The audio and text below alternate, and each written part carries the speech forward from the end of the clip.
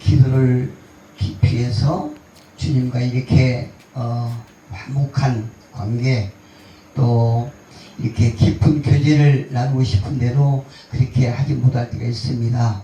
그런데 성경을 보니까 성경은 인간이 하나로 만들어져 있다고 말씀하지 않으세요. 데살로니가 5장 23절에 보니까 평강의 하나님이 친히 너희를 온전히 거룩하게 하시고 또 너희의 온 영과 혼과 몸이 우리 주 예수 그리스도께서 강림하실 때에 흠없게 보존하기를 원하노라. 할렐루야. 이렇게 사도 바울은 데살로니가 전서를 통해서 우리의 몸이 혼과 영과 몸으로 되었다, 이렇게 말씀하고 있습니다.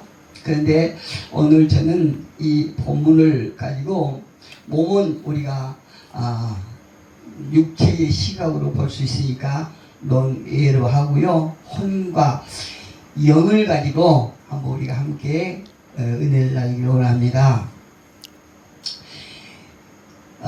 하나님은 성경을 통해서 우리의 몸이 몸과 혼과 영으로 지어졌다고 말씀하고 있는데, 그러나 우리 안에 벌어지고 있는 두 존재의 갈등은 혼과 영의 갈등이에요.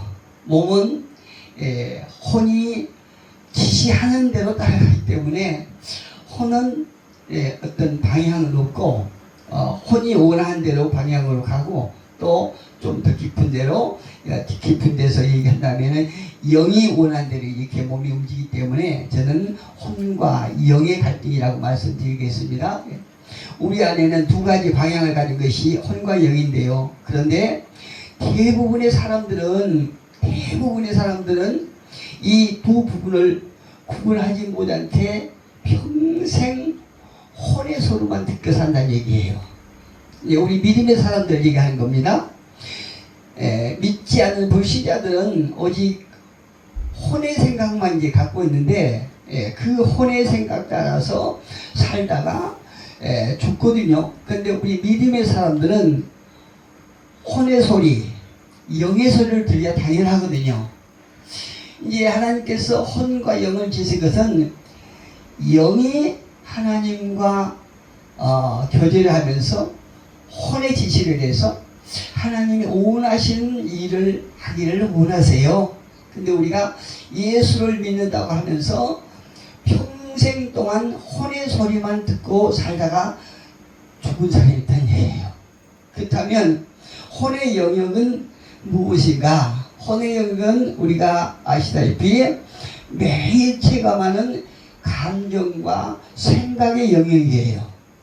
혼의 영역이 감정과 생각의 영역이고, 두 번째로 영의 영역은 무엇이냐? 영의 영역은 하나님과 직접 연결된 존재의 뿌리라고 할 수 있습니다. 그러니까 이 영의 영역이 얼마나 중요한지 몰라요, 우리에게. 여러분들이 잘 알겠지만 그 영 자체가 우리 인간의 존재의 뿌리라고 할 수 있습니다. 그렇기 때문에 우리가 영을 안다는 것이 너무나 중요하죠. 우리가 기도할 때 왜 집중이 안 되는지, 또 왜 말씀을 읽어도 마음에 따라오지 않는지, 그 이유가 바로 여기에 있습니다. 우리가 신앙생활 할 때 혼과 영, 이 두 영역이 서로 다른 방향을 바라보고 있기 때문에 우리가 기도를 해도 집중이 안 되고, 또 말씀을 봐도 말씀이 우리 마음에 따라오지 않는 거거든요. 사실은 하나님께서 원하신 것은 혼의 방향과 영의 방향이 한 줄기로 한 방향을 향하기를 원하세요. 그런데 우리는 그렇지 않거든요. 혼의 방향과 영의 방향이 따로 가기 때문에 기도를 해도 집중할 수가 없고, 하나님과 집중이 안 된다는 거죠. 집중할 수 없고, 하나님의 말씀을 보아도 말씀이 우리 마음에 울림이 없다는 얘기예요. 이 둘의 구분을 못하면 평생 내 안에 일어나는 전쟁의 정체를 모른 채 살게 되는 것이에요. 그래서 로마서 7장 23절에서 사도 바울이 이렇게 한탄하죠. 내 지체 속에서 다른 법이 내 마음의 법과 싸워 내 지체 속에 있는 죄의 법으로 나를 사로잡는도다. 이렇게 고백하고 있어요. 그러면서 오호라 나는 공고한 사람이로다. 이 사망의 몸에서 누가 나를 건져내랴. 사도 바울도 그렇게 고백했다는 얘기예요. 우리 안에서 서로의 다른 법이 싸우고 있다는 거죠. 나는 이렇게 하고 싶은데 내 마음과 다른 행동을 하고 다른 언어를 구사한다는 거예요. 예, 서로가 전쟁한다는 거예요. 우리 속에서 서로가 전쟁. 한마디로 혼은 지성과 감성과 의지로 구성된 인간의 인격 그 자체예요. 그래서 우리가 저 사람이 어떤 말을 하고 어떤 행동을 하는 게 봐서 보면 저 사람의 인격이 어느 정도다 하는 걸 우리가 대략 짐작할 수 있어요. 이것이 그 사람의 인격이기 때문에 이것이 그 사람의 겉으로 나오는 존재이기 때문에 그 사람의 언어 구사하는 것 대화할 때 보면 어느 정도 알 수 있다 이거죠. 혼은 세상과 접촉하는 보고 듣고 느끼는 것을 반응하는 시스템이라고 할 수 있어요. 혼이. 그래서 누군가 저와 여러분에게 상처를 주는 말을 하면 가장 먼저 혼으로 반응하는 거예요. 여러분께서 저에게 전 목사 참 못생겼지, 못생긴 줄 아는데도 못생기지 그러면은 제가 상처를 받는 거예요. 상처를 받고 내가 화가 치밀어서 억울하면서 저 진해란 목사가 나한테 못생겼다고 그랬지, 내가 저 목사를 언제 말로 뽐내게 보여줄까 복수할 생각을 하는 거예요. 누가 그런다고요? 혼에서, 내 혼에서 그런 감정을 느낀다는 거예요. 혼이. 이 모든 감정의 파도는 혼에서 일어나는 자연현상이라고 할 수 있습니다. 자연현상이? 여러분들이 가만히 점잖고 계시기 때문에 나는 아니야 그렇게 생각할지 몰라도 여러분도 똑같아. 경건하신 우리 총재님도 똑같아. 그걸 다 감추고 계시니까 직분에 맞게 내가 그럴 수는 없지 그러면서 이렇게 억지하신가 그렇지? 우리 총재님도 우리가 자꾸 회원들이 속세이면 저거를 언제 고쳐줄까 이런 감정이 있다는 거죠. 근데 이것이 지혜가 아니고 자연스러운 현상이라는 거죠. 우리 속에 있는 이. 그래서 시편 기자가 고백한 걸 보니까 시편 43편 5절에 보니까 내 영혼아 내가 어찌하여 낙심하며 어찌하여 내 속에서 불안해하는가 너는 하나님의 소망을 두라 이렇게 고백하고 있어요. 이 사도 바울의 고백을 보니까 우리 혼이 얼마나 쉽게 요동한지를 우리가 알 수 있어요. 자꾸 그 상황에 따라서 환경에 따라서 상대에 따라서 불안해하고 초조해하고 낙심하고 특히 여자분들은 여자 목사님은 왜 저렇게 못생겼을까 그러면은 그냥 낙심하는 거예요. 낙심하고 상처받고 이렇게 혼이 얼마나 변덕스러운지 몰라요. 남자들도 나름대로 그런 부분이 많지요. 한편 혼은 나를 아주 독특하게 만드는 선물이라고 할 수 있습니다. 왜 이렇게 말씀드리냐면 이 혼을 통해서 내가 좋아하는 음악을 듣고 또 내가 추구하는 가치 또 내가 사랑하는 사람들에 대한 애정 우리도 그렇지 않습니까? 이렇게 한 회원이지만 한 공동체에서 한 회원이지만 유별나게 어떤 사람에 대해서 애정을 갖고 있는 그런 상대가 있어요. 남자가 남자에게 그런 애정을 갖고 있다는 거죠. 또 여자가 남자에게 그 이성이 아닌 애정을 갖고 있는 그런 애가 있습니다. 이게 우리에게 우리 혼이 가질 수 있는 독특한 선물이라고 할 수 있습니다. 이 모든 것이 혼에 의해서 형성되고 있기 때문에 그렇습니다. 그래서 혼은 나의 개성이고 나의 정체성이고 나라는 존재를 만드는 핵심 요소예요. 혼을 통해서 아까 말씀드렸죠. 혼을 통해서 내가 어떤 지적인 사람이 되는가 아니면 그렇지 못한 경우가 있고 이렇게 그래서 혼을 통해서 내가 나의 존재를 만들어가는 핵심이 바로 혼의 영역입니다. 문제는 무엇이냐? 문제는 혼이 너무나 쉽게 상처를 받고 물론 사람에 따라서 그 차이는 있지만 상처를 받고 보고 듣는 것에 조종을 당하고 있다는 거예요.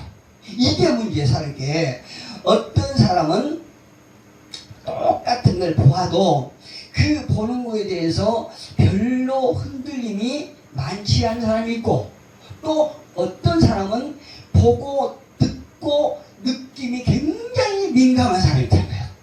특히 여자분들은 어떤 주위 사람이 좋은 옷을 입었다든가 좋은 어떤 액세서리를 이렇게 소유했다든가 이런 것에 대한 어떤 그 조종을 많이 받는 경우가 많아요.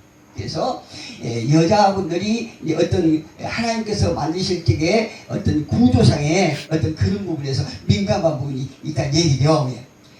어제는 기분이 아주 좋았다. 오늘은 이유 없이 그냥 우울해지고 또 어제는 확신이 넘치다가 오늘은 모든 것이 불안하고 어떤 사람들은 강가에서 벌쩍 뛰어서 벌쩍벌쩍 뛰면서 은혜가 넘치다가 강가 내려오면 폭삭하는 사람도 있고 이런 경우가 많이 있는 거예요. 예, 혼은 계속 파도처럼 요동치는 거예요. 이런 사람들 보고 변덕스럽다 이렇게 얘기를 할 수 있죠. 일관성이 없다는 얘기죠. 이렇게 외부 환경에 매우 민감한 거예요. 고린도후서 4장 16절에 사도 바울이 이런 사람 가르쳐서 겉사람 혹은 어떤 일관성이 잘 가지고 있고 어떤 우직한 삶 향해서 속사람 이렇게 말을 하지요. 이런 사람들은 기분이 좋으면 하나님 땡큐 땡큐 하는 거예요. 또 기분이 좋으면 하나님 나에게 왜 이러십니까? 하고 원망하는 거예요. 오전 달고 오 달고 오늘 달고 내 달고 도대체 그 사람을 믿을 수가 없는 거예요. 오늘 이야 내가 목사님을 위해서 뭔가 하겠습니다. 믿을 수가 없어. 내일 어떻게 변할지 모르니까. 이렇게 혼이 요동한 사람이 있다는 얘기죠. 일이 잘 풀리면 믿음이 좁아 보이고 일이 꼬이면 그냥 흔들리는 거 맞거든. 이것이 혼이 주도권을 잡은 전형적인 삶의 모습입니다. 거의 다 보편적으로 이런 형성을 하고 있는데 그럼에도 불구하고 어떤 사람은 그 어떤 깊은 어떤 영역에 딱 잡혀서 아주 일관성 있는 거예요. 그리고 그 사람은 뭔가 모르게 믿을 만한 그런 인격으로 성장해 나가는 거예요. 그런데 어떤 사람들은 이 혼이 아주 무엇인가의 주도권이 확실히 잡혀서 도대체 종잡을 수가 없는 그런 삶을 사는 사람들이 있어요. 그래서 혼이 주도권을 잡은 사람은 보통 보면 자기 중심적인 사람이에요. 자기 중심. 제가 한 3년 동안 큰 일을 이렇게 큰 고난을 겪어보니까 저는 사실요 이 어려서부터 참 저만 이렇게 어려운 고난을 이렇게 겪은 게 아니고 앞에 계신 목사님들 다 참 많은 고난을 겪으면서 이렇게 오늘까지 살으셨겠지만 저 역시 많은 고난을 당했거든요. 그런데 사실 많은 그 어려움과 죽을 고비를 겪었기 때문에 웬만히 큰 일에는 그냥 이것이 인생이지 이렇게 넘어갔어요. 저는. 그래서 폐암 속을 딱 받았을 적에 사실 폐암 속을 딱 받았는데 병원에서 딱 나오면서 우리 이 목사님이 나한테 한 얘기가 집에 있는 걸 다 팔아야 되겠네 이런 거예요. 사실 우리 집에 팔아서 값어치 나갈 게 없어요. 근데 폐암 걸렸으니까 폐암을 치료해달라면 돈이 있어야 되잖아요. 그러니까 집에 그걸 팔아야 되겠네 이러더라고요. 근데 저는 너무나 덤덤한 거예요. 폐암에 대해서 이 병이 어떤 병인지 알지도 못했고 또 제가 피부로 느낄 수가 없어서 생각으로도. 그래도 이게 폐암을 딱 이렇게 걸리고 나서 나중에 제 몸에 많은 그 어떤 호수 막 이런 게 주렁주렁 달린 걸 보고 제가 어떤 생각을 했냐면, 이야, 인간이 참으로 약하구나. 이걸 절실히 느꼈습니다. 왜 그런 생각을 했냐면, 폐암 걸리기 전만 해도 제가 굉장히 건강했거든요. 지금도 건강하지만 그때는 너무나 건강해서 사실 이제 막말로 예를 들어서 새끼를 부딪혀도 딱 하지 않을 거란 자신감이 있었어요. 제 속에 그 건강에 대한 자신감이 넘쳐 팔딱팔딱했어요. 이렇게 건강에 대해서 자신 있고 교만했던 게 폐암 수술 딱 하고 나선 인간이 참으로 이렇게 연약하구나 이걸 느꼈어요. 그러면서 그 후부터는 제가 건강에 대해서 좀 주의를 하고 관리를 하고 이렇게 했거든요. 그리고 또 이제 재작년에 사다리에서 떨어져서 고관절이 나갔잖아요. 고관절이 나고 팔뚝이 딱 부러졌어요. 이 사고를 딱 통해서 또 무엇을 제가 느꼈냐면은 주위에 가까운 사람들의 아주 추함을 제가 체험한 거예요. 그래서 이야, 인간이 이렇게 좋아할 수가 있구나. 그걸 내가 느꼈어요. 그러면서 성경 말씀을 딱 더 실감에 느낀 거는 머리에 털난 짐승은 믿지 말라고 그런 말씀이 아주 피부로 확 와닿았어요. 성경에 그렇지 않습니까? 사람은 아무리 착한 좋은 사람이라도 믿음의 삶이 아니고 사랑할 삶이라고 그랬죠. 사랑할 삶이지 믿음의 상대가 아니라는 거예요. 이걸 제가 딱 느꼈어요. 이번에 제가 교통사고도 제가 운전하면서 고속버스에 고속버스 한 100km 거기가 110도로니까 한 110은 나갔을 것 같아요. 그 고속버스에 딱 부딪혔는데 순간적으로 제 몸이 딱 굳잖아요. 딱 굳어서 어떤 생각이 드냐면 이게 꿈인가? 앞에 펼쳐진 상황을 보니까 분명히 생시인데 그 어마어마한 큰 고속버스 어떤 것 아시지 않습니까?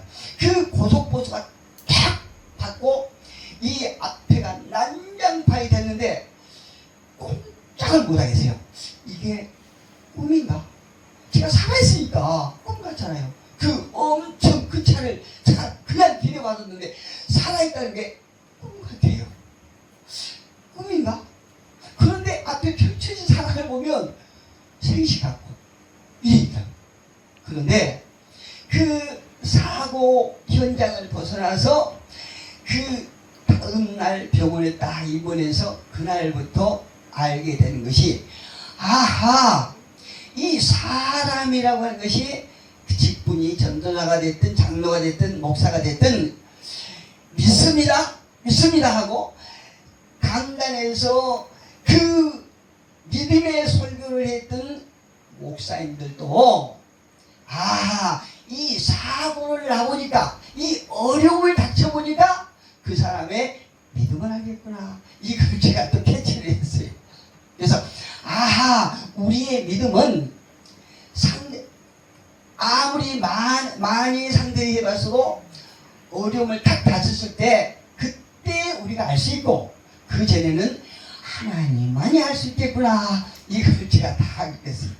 그러니까 우리는 어떤 사고를 통해서 어떤 문제를 통해서 계속 성장한다는 거예요. 우리의 인격이 성장하고 우리의 믿음이 성장하고 계속 성장해 나갑니다. 우리는 이 땅에 살면서 평생 동안 아버지 앞에 가는 그날까지 우리는 우리 삶 속에 사역 속에서 배워나가는 거예요.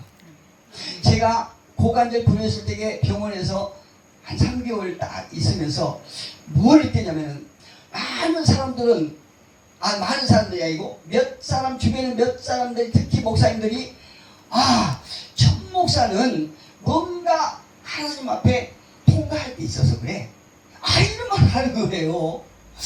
제가 저의 부족한 부분, 나약한 부분, 흠이 많은 부분을 잘 알거든요. 물론 다 알지는 못하지만, 그렇지만은 저는 남들보다도 더 우월하고 더 완벽하고 잘한다는 생각을 하지 않습니다. 저도 고칠 부분이 많고 부족한 부분이 많고 흠이 많다는 걸 아는데, 실제로 딱 그런 얘기를 들으니까요, 천 목사는 뭔가 통과할 게 있어서 그래, 이런 얘기를 들으니까 아까 소두에 말씀드렸던 것처럼 억울한 거예요. 기분이 나쁜 거예요. 상처가 되는 거예요. 천 목사님한테 언제 내가 한번 말로 한번 매겨볼까? 이런 복수심이 생기는 거예요. 그런데 이번에 사고 났을 때 또 그런 말을 하는 거예요. 저는 제가 처음에는 정말 살아있고 또 함께 탔던 목사님들이 이제 그 사모님만 겉으로 보이게 혹이 머리가 있고 다른 분들은 말짱한 거예요. 저 역시 사실 어디 털끝 하나 다치지 않고 정말 하나님께서 사고 탁 나는 순간 하나님의 오른팔로 탁 올린 것처럼 이렇게 엄청난 기적을 베풀어 주신 거예요.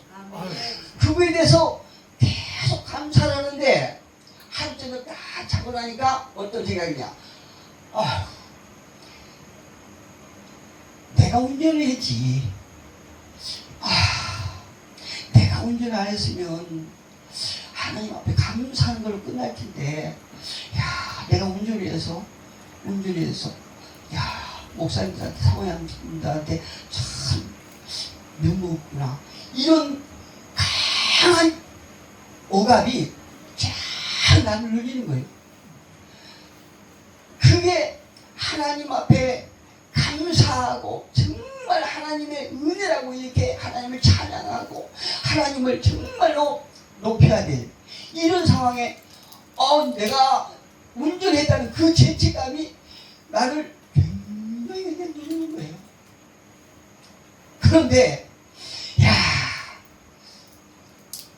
옆에 주위분들이 처음에는 우리가 살아있으면 감사하지요, 이렇게 계속 했으면 좋겠는데, 어느 순간이야 이런 사건으로 인해서 보험료가 올라가고 뭐가 올라가고 이 말을 들으니까요 정말 힘들더라고요. 정말 힘들어요. 그래서 솔직히 말씀드리면, 제가 사고 나서 그렇게 운전석에 앉아서도 다친 데 하나 없는데, 저는 괜찮습니다 말씀 못 드리겠어요. 다른 분들이 미안해서. 그래서 그냥 괜히 나도 목이 아프고 머리가 아프고 굉장히 힘듭니다. 열이 나고 막 힘듭니다. 내가 그렇게 했다니까요. 너무 그러구나. 그분들이 미안해서. 이 사건을 통해서 자꾸 배워가는 거예요.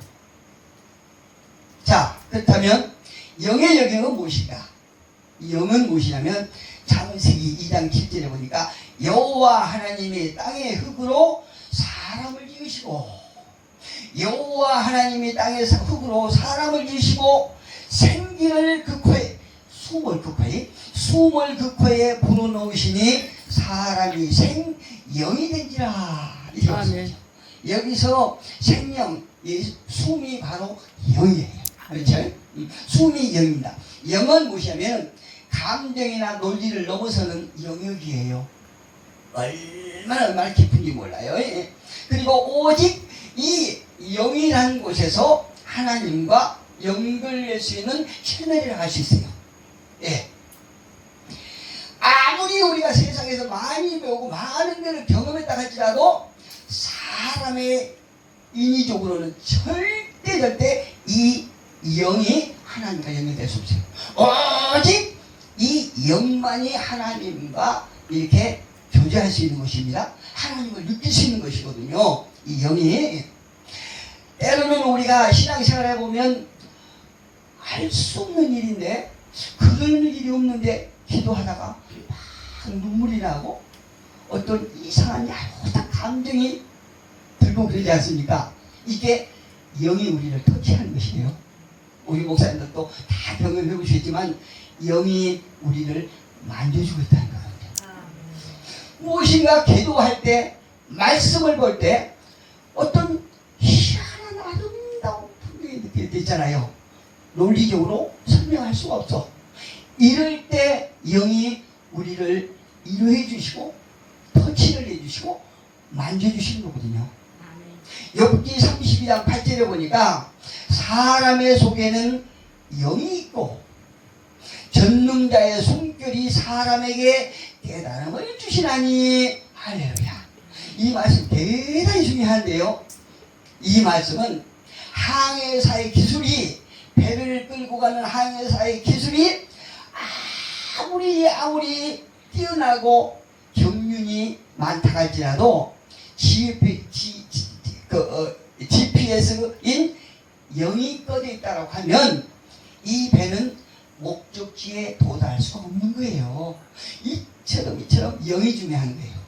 이 말씀은 우리가 신앙생활을 10년, 20년, 50년, 70년 했다고 할지라도 영의 신앙생활을 하지 않으면 우리가 무엇 때문에 예수를 믿고 있고 무엇 때문에 여기서 예배를 드리고 있는지 알 수가 없다는 얘기예요. 영이 꺼져 있으면, 우리가 영이 꺼져 있으면, 이 말씀 무슨 말씀이면 혼은 내가 어디로 가고 싶은지를 결정합니다. 혼은이 내가 지금 하나님 봉사에 가서 예배를 드릴 것인가, 드리고 싶다, 이런 것을 결정하지만 영은 내가 어디로 가야 하는지를 알려준 거예요. 내가 어디로 가야 하는지 일러준 것입니다. 영은이. 또 혼은 나는 무엇을 원하는가 라고 묻는다면 영은 나는 왜 존재하는가. 이거 엄청난 차이가 있죠. 내가 무엇을 원하는가 이렇게 내 혼에게 묻지만 영은 내가 왜 존재하는가에 대해서 묻고 있는 것이에요. 이게 이렇게 혼의 생각과 영의 생각이 너무너무 큰 차이가 있는 것입니다. 혼은 어떻게 하면 나는 행복할 수 있는가 라고 고민한다고 하면 영은 내가 이 땅에 온 목적이 무엇인가를 질문하게 됩니다. 여러분, 우리 하나님의 모든 목사님들이 내가 이 땅에 온 목적이 무엇인가를 질문하는 우리 모두가 되기를 예수님을 축복합니다. 아멘. 내가 하민에 와서 있는 목적이 무엇인가에 대해서 우리가 깨닫기를 원합니다. 아멘. 자, 그래서 사도 바울은 로마서 8장 6절에서 대단히 중요한 경고를 합니다. 육신의 생각은 사망이요 영의 생각은 생명과 평안이라. 할렐루야. 한마디로 얘기하면 혼적인 생각은 사망이라는 거죠. 왜요? 혼의 생각은 내가 주인이요 내가 중심이지만 영의 생각은 하나님께서 계속 사인 주시고 하나님께서 명령하시고 하나님께서 가르치신 이유거든요. 그래서 그 생각은 생명과 평안이다. 이렇게 말씀해요. 우리가 흔히 우울증은 혼의 문제다. 또한 불안도 혼의 문제다. 라고 생각하지만 물론 이런 우울증이나 조울증, 불안증 이런 것들이 혼에서 나타난 것은 사실이에요. 증상은 혼에서 나타나지만 그러나 사실은 혼이 영과의 연결이 끊긴 데서 출발한 문제예요. 목사님들, 이게 틀림없습니다. 아멘. 우리가 이 땅에서 모든 문제의 발단은 영과 단절된 상태거든요. 영과 우리의 혼이 끊긴 상태거든요. 그렇기 때문에 모든 문제가 발생하는 것이에요. 뿌리가 병들면 가지가 시드는 것과 똑같아요. 혼이 왕자에 앉으면, 혼이 왕이 되면 인간은 누구나 다 자신을 중심에 둔 것입니다. 이기적인 것이 되고 내 중심, 무슨 말을 해도 내 주관적인 생각에서 나오는 말만 하는 거예요. 모든 매사가 다 내가 중심이 되고 내가 주인이 되는 것이에요. 혼은 모든 판단의 기준이 나에게 유리한가 불리한가에 두는 것이에요. 자, 그러면 본문을 설명하고 마치겠습니다. 이제 본문으로 돌아갈게요. 누가복음 22장 42절에 보니까 이렇게 말씀하세요. 아버지여, 만일 아버지의 뜻이거든 이 잔을 내게서 옮기시옵소서. 예수님이 이렇게 기도하고 계시죠. 만일 아버지여, 만일 아버지의 뜻이거든 이 고통이, 제가 오늘 제목을 고통과 사명이라고 이렇게 적었어요. 어떻게 보면 제가 지금까지 말씀드린 것이 이 제목과 이 제가 드린 설교 말씀이 조금 엇말라서한 것 같기도 해요. 그런데 이 본문을 들어보시면 아버지여, 만일 이 고통이 아버지의 뜻이거든 이 잔을 내게서 옮기시옵소서. 이렇게 예수님이 하나님 아버지에게 토론하거든요. 이 감정은 단순한 불안이라고는 우리가 볼 수 없어요. 인간 예수의 혼이 죽음 앞에서 보인 본능적인 겁이에요. 아멘. 저와 여러분도, 우리 총재님도 마찬가지. 아멘.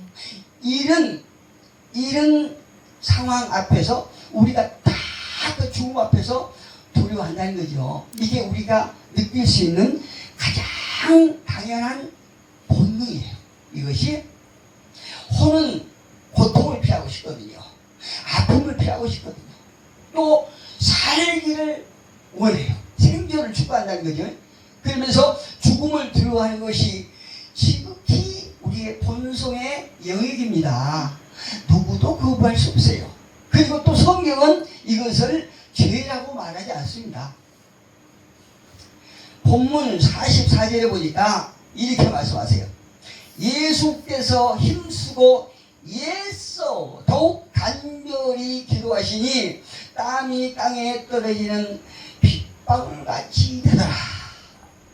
이 44절 보니까 예수님이 이 십자가 앞에 놓고 얼마나 두렵고 그 고통이 깊은지 우리가 짐작하지 않습니까? 예.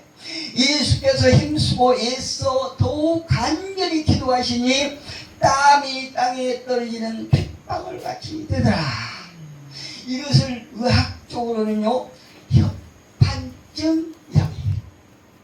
이 지금 예수님이 당하고 있는 이 고통을 의학적으로 협판증 이렇게 되어 있다는 거예요.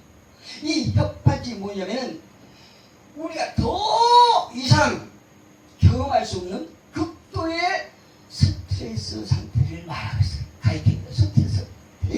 예. 땀샘에서 피가 섞여서 나오는 증상이 되는 거예요. 협판증이 우리의 땀구멍에서 땀이 몽실몽실 나오지 않습니까? 거기서 피가 나오는 그렇게 스트레스가 극에 달하는 거예요. 예.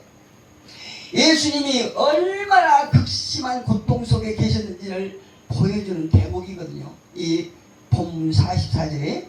그렇다면 우리 모두에게 오늘 본문이 주는 교훈은 무엇이냐면요, 혼의 감정을 인정하는 것은 죄가 아니라는 걸 보여줘요.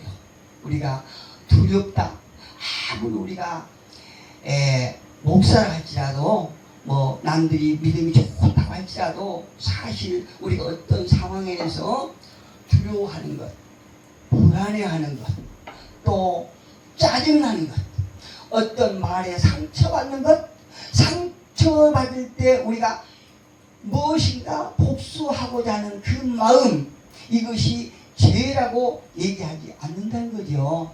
예수님의 기도의 모습을 보면서, 그리고 두려움을 느끼는 것, 이런 상황에서 사람이 두려워하는 것, 어떤 내가 가장 싫어하는 벌레를 보고 소름 끼치는 것, 이런 것들 죄가 아니라고 말씀하고요. 또 우리가 고통을 피하고 싶은 것, 사실 우리가 어떤 믿음의 설교를 하고 믿음의 상담을 하고 유래의 말을 하지만 우리가 어떤 불치병에 딱 걸렸을 때에 두려워하는 것을, 이야, 저분은 그렇게 믿음 좋은 줄 아는데 죽음도 두려워하지 않을 것 같은데 저분 저렇게 두려워하네, 이렇게 하지 말라는 거예요. 이것이 사람의 본성이라는 것이요. 이것이 누구나 다 겪을 수 있는, 나타낼 수 있는 자연스러운 반응이라고 하는 거예요. 반응. 예. 문제는 우리가 그런 상황에서 감정에 끌려가느냐, 아니면 감정을 넘어서느냐, 이게 문제라는 것입니다. 예, 우리가 다 그 엄청난 감정을 느낄 수 있지만 그럼에도 불구하고 그 감정에 끌려가서 침몰돼 버리냐, 아니면 그 감정을 넘어서서 주님을 볼 수 있느냐, 이것이 문제라는 것입니다. 아멘. 우리는 다음 구절에서 그 핵심을 완벽하게 찾을 수 있습니다. 어디냐면 마태복음 26장 39절에 보니까 이렇게 말씀하세요. 내 아버지여, 만일 할만하시거든 이 잔을 내게서 지나가게 하옵소서. 그러나 예수님도 그 잔이 어떻게 하든 피하고 싶었다는 거죠. 그러나 나의 온대로 마옵시고 아버지의 온대로 없어서. 할렐루야. 저는 우리 하민 목사님들이 다 이 정도 됐으면 참 좋겠습니다. 그리고 이런 모습을 우리가 향해서 성장했으면 참 좋겠습니다. 여기서 예수님의 인성과 신성이 완벽하게 드러난다고 얘기해요. 여기서 예, 할렐루야. 고통을 피하고 싶었지만 고통 때문에 사명을 포기하지 않는 것입니다. 아멘. 우리가 앞으로 복음을 증거함에 있어서 어떤 장애물이 우리 앞에 있을 수가 있을 거예요. 우리가 가보지 않았으니까 예기치 못할 그런 문제가 발생할 수 있고 그런 위급한 상황이 있을 수가 있고, 그렇지만 오늘 본문을 통해서 우리가 깨달았던 것처럼 그 어떤 고통, 어떤 장애물이 우리가 가는 길을 막거나 포기하게 해서는 안 된다는 것입니다. 저는 우리 노예 목사님들 보고 하루에 와서 연륜한 목사님들 보면서 참 보기 좋아요. 어떤 분들은 연세가 많지만 몸이 불편하지만 그래도 순서가 같으면 꼭 그 순서에 와서 이렇게 강좌에서 이렇게 말씀 증거하려고 하시고, 특히 저는요, 홍종무 목사님 참 저는 보기 좋아요. 이야, 그 부축에서 그냥 부축하지 않으면 강단에 올라올 수도 없는데 그런 몸을 가지고 올라오셔서 하신 말씀이 똑같은 말씀이지만 그럼에도 불구하고 그분이 계속 또 두서없는 말씀이지만은 예수님의 사랑을 얘기하면서 울먹울먹하고 예수님의 십자가를 얘기하고 이렇게 하신 거 보면 이야 정말 감동적이다 그럴게요. 우리 모두가 앞으로 우리가 가보지 않는 그 길을 계속 가겠지만 그 길이 정말로 꽃길 같지는 않을 것이라는 짐작을 해봅니다. 그러나 우리가 어떤 상황 속에서도 우리가 주어진 그 모든 사명에 최선을 다하면서 주님을 바라보고 우리가 함께 가는 목사님들과 제가 될 수 있기를 예수 이름으로 축복합니다. 아멘.